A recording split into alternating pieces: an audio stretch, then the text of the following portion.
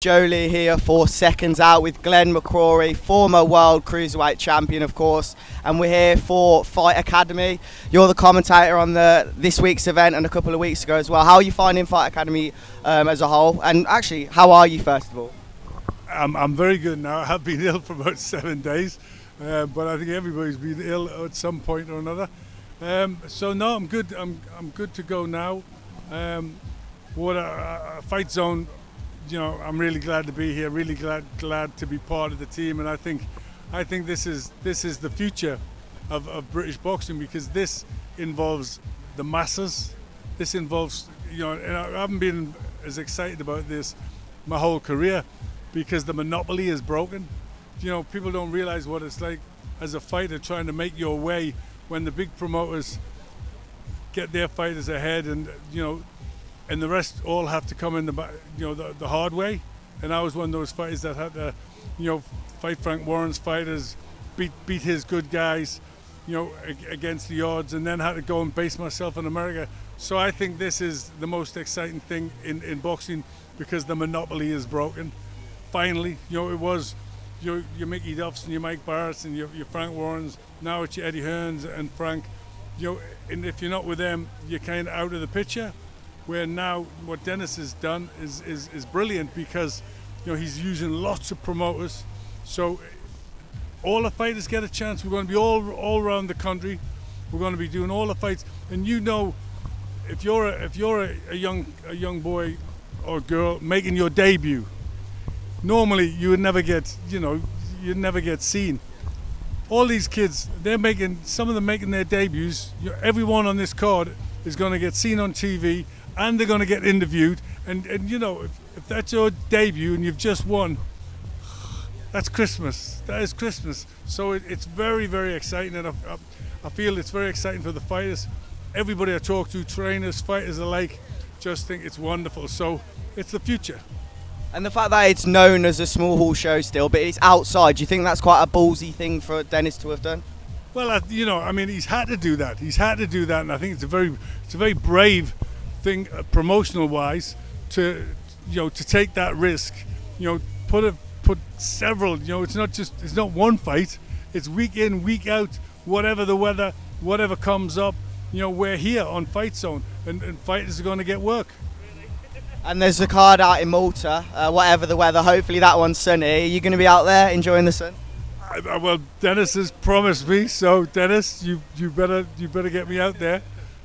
Brilliant. We won't talk about tonight, so I'm not sure when it's going to go out, but obviously with yourself, you've been calling out a lot of people over the last sort of year. The Legend League, the Legends League has broke out. No, let's get that right. A lot of people have been calling me out. You said you wanted to fight. No. What happened? I was brought in on BT for the Roy Jones Tyson fight. They talked about it at the time. I was very skeptical. You know, I had no intention. I never thought of fighting. I would have made a comeback over the last 30 years. You know, I retired, sick of the business of boxing. But Evander Holyfield, after that fight, surprisingly rang me up and said, "Will you call me out?" And I said, "Oh, okay." So I called him out then. Then when business was talked, Evander didn't want any of it. And then the next thing, Roy Jones on Christmas Eve is calling me out, which, you know, it was mad. So I'm obviously, all of a sudden my interest has picked up. I'd suffered a lot from depression over many years, and over the pandemic especially bad. And this was suddenly something bright. It was something, you know, so it was a lot about my mental health, to be honest. It was a lot about getting in the gym, training again, and something to aim for, a challenge. So I said yes, and then, you know, we went into training, and then it was cancelled, and then it got resurrected. Dennis has said, Fight Zone said they will put it on. They'll do pay-per-view. Sent contracts to Jones. He was, when he was over with Eubank, shook hands on it, said yes, we'll do it. We'll do the show together, and now we just got a letter saying he doesn't want it. So he's backed out. He's backed out as well. So I've had Evander Holyfield and Roy Jones both back out to fight a 56-year-old. Because I remember you saying in an interview with Seconds Out you wanted to fight. You didn't actually say anyone specifically, but just something you mentioned about a minute ago was the mental health, and in boxing specifically, the fact that it's helped you. Recently, we've seen Amo Williams and Raya Garcia pull out of fights because of mental health. Do you think that's a good thing, and do you think that should continue to happen in boxing? Do you think more needs to be done as well? I think, it's not just boxing, it's life in general. And this is, we've gone through a very, very difficult time.